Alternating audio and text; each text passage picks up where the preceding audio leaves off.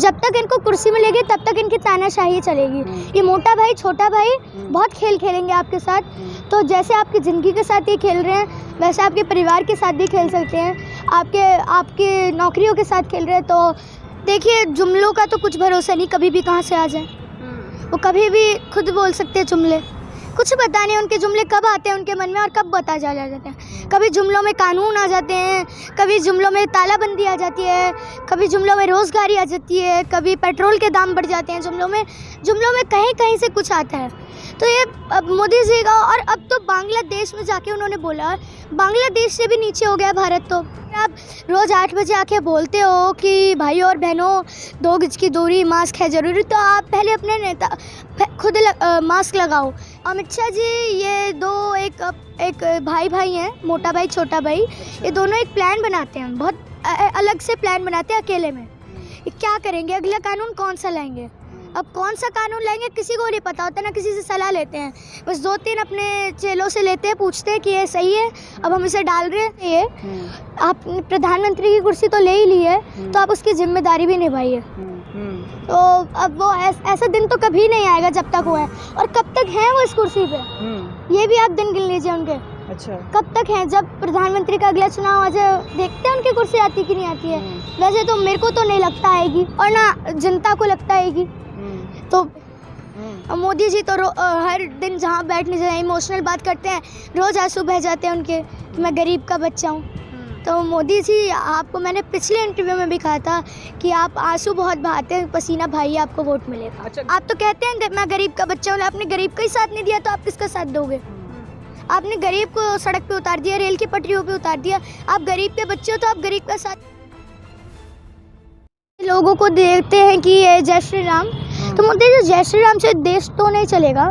तो ये इंसानियत के तौर का देश है, और इसमें ये तो हमारा एक अनोखा देश है जिसमें हिंदू मुसलमान सब सारे धर्म हैं, और जैन और कितने सारे धर्म हैं। और आप देखिए तो आपको ये देखना चाहिए कि इंसानियत आप लाएं, और जब तक आप इंसानियत नहीं लाएंगे तब तक आपको कुर्सी नहीं मिलेगी। चुनाव आयोग जो हमारा भारत का है उस पर एक सवाल उठता है कि इस तरह की जो अभी चल रहा है, पेंडेमिक चल रहा है, उसके अंदर आप रैली करवाते हो, चुनाव करवाते हो, तो आपको क्या सलाह आप चुनाव आयोग को दोगे कि इस तरह की सिचुएशन में भी इलेक्शंस करवाना ठीक है क्या? चाहे वो बिहार की बात हो, चाहे वो बंगाल की बात हो, या फिर ये अभी जो पंचायत चुनाव चल रहे हैं, क्या लगता है? ये अभी जितने भी इलेक्शन चल रहे हैं बहुत गलत चल रहे हैं, क्योंकि जिस तरह से महामारी बढ़ रही है, और अभी तो कितने सारे स्ट्रेन भी आ गए हैं इसके, और कुछ पता नहीं कब जाएगी। और तो अभी आपको इसमें रोकना चाहिए कि हाँ कितने लोगों की जान इसमें खतरे में है। और अभी आपने जो कुंभ के मेले में आपने हरिद्वार में देखा है कितने साधु पॉजिटिव हैं वहाँ, और कुछ का तो टेस्ट भी नहीं हुए हैं वहाँ। तब देखिए आप वहाँ की भीड़। तो मोदी जी आपको रोकना चाहिए। आप प्रधानमंत्री की कुर्सी तो ले ही ली है तो आप उसकी जिम्मेदारी भी निभाइए। कुछ दिनों से पलायन शुरू हो चुका है, बस की बस जा रही हैं लोग, जहाँ से बिहार से, यूपी से, जो जहाँ से आ रहा है दिल्ली से वापस जा रहा है। क्या जनता ठोकर खाने के लिए ही बनी है? ये कौन जवाब उनसे लेना चाहेगा? देखिए जितने भी गरीब थे, अभी आपने बताया जैसे, वो जानते हैं पहले के अपने आंसू, अपने दर्द, अपने जितने भी उनकी खुशियाँ थीं, तो अपने खाना भी नहीं बचा था उनके लिए, तब वो निकले। तो पैदल यात्रा की उन्होंने, फिर वो पैदल यात्रा दृश्य फिर से शुरू हो गया है। तो पैदल यात्रा पे नहीं निकल पाए तो उन्होंने रेल की पटरियों के सहारे वो निकले, कि रेल की पटरियों के सहारे तो निकलेंगे वो। लेकिन अब तब भी उनको रेल की पटरियों ने, रेल के पहियों ने उन्हें कुचल दिया। मतलब कितने मासूमों की जान गई थी वहाँ, कितने बुजुर्ग लोगों की जान गई थी, कितने लोगों के पैरों में छाले पड़ गए। तो अब दर्द उनसे नहीं देखा जाएगा। कितने के अपने मर गए, कितनों के लाल मर गए अपने। तो अब वो उसका विरोध तो करेंगे ही, अब वो निकलेंगे भी जहाँ पे, अब वो वापस थोड़ी ना आएंगे। पहले लगा था कि हाँ 90% 100% किसान मतलब गरीब गए थे, मजदूर गए थे, तो उसमें से 90% तो वहीं रुक गए। 10% आए जिनके यहाँ बहुत बेरोज़गारी हो गई थी, रोज़गारी हो गई। तो इसलिए आप देखेंगे जिस प्रकार से जो है गरीब लोग हैं उनका अब चालान काटा जा रहा है, 2-2 हज़ार रुपये का चालान।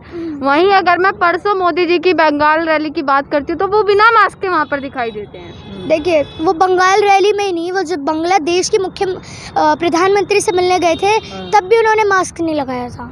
तो मोदी जी, मेरे पापा ने तो पहले ही लिख दिया था मास्क विद टास्क, तो आपको भी तो मास्क लगा लेना। अगर आप रोज़ 8 बजे आके बोलते हो कि भाई और बहनों 2 गज की दूरी, मास्क है ज़रूरी, तो आप पहले अपने नेता खुद मास्क लगाओ, फिर जनता आपकी लगाएगी। हम दिल्ली के मुख्यमंत्री में यही तो बात है, वो पहले खुद लगवाते हैं, फिर तो उनके अगर आपका नेता ही लगा रहे हैं तो फिर आपको क्या डरने की बात है। हमारे मुख्यमंत्री जी ने लगवाई है तो हमारी जनता को क्या डरने की बात है। अगर लीडर ही लगा रहे हैं, अपनी जान को नहीं देख रहा है वो, और इसमें क्या प्रॉब्लम है लगवाने में वैक्सीन? आपकी जान ही तो बचा रही है वैक्सीन। तो आपको और मैंने लिखा था, मेरे पापा ने मेरे लिए, कि ज़िंदगी का टीका नहीं, जिस्म का टीका नहीं, ज़िंदगी का तिलक है। अगर आप इसे टीका मानेंगे तो आपको एक खौफ देगा, और अगर तिलक मानेंगे तो आपको ये एक अलग सा लगेगा कि ये हमारी ज़िंदगी बचाएगा।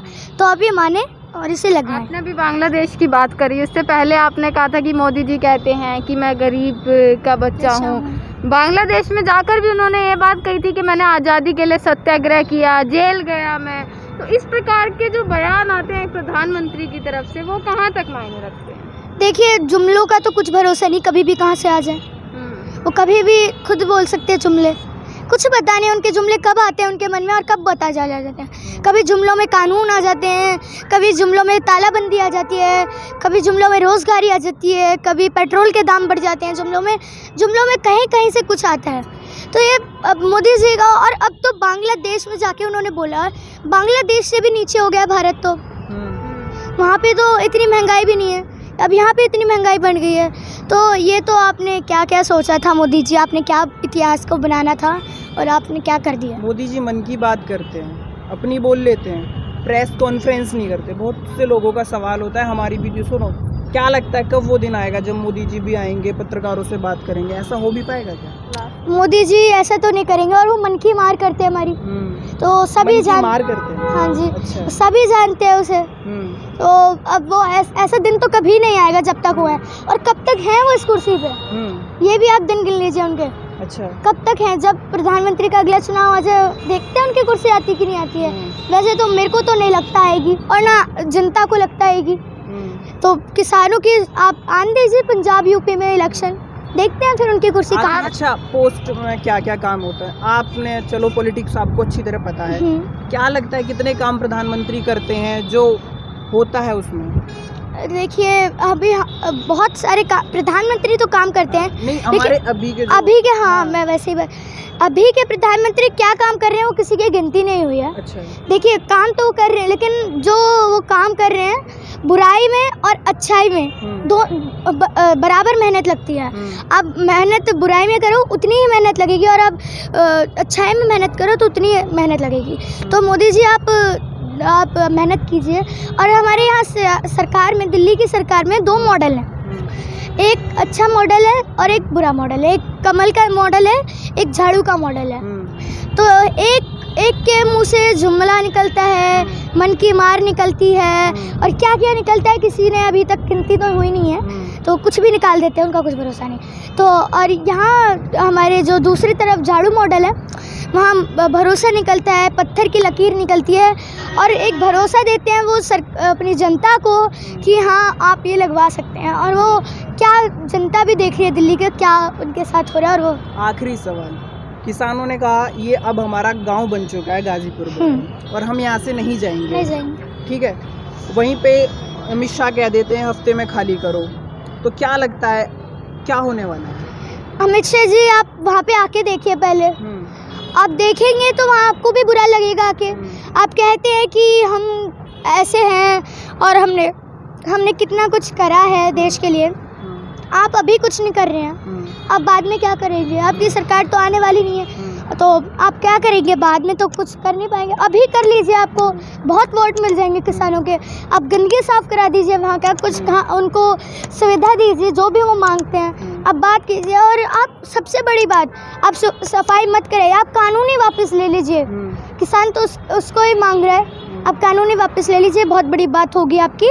और हाँ, पूरा देश विरोध में है, और हाँ, जितने भी लोग मोदी जी के साथ हैं वो साथ रहेंगे, और जो खिलाफ है 90% तो खिलाफ ही हैं अभी तक।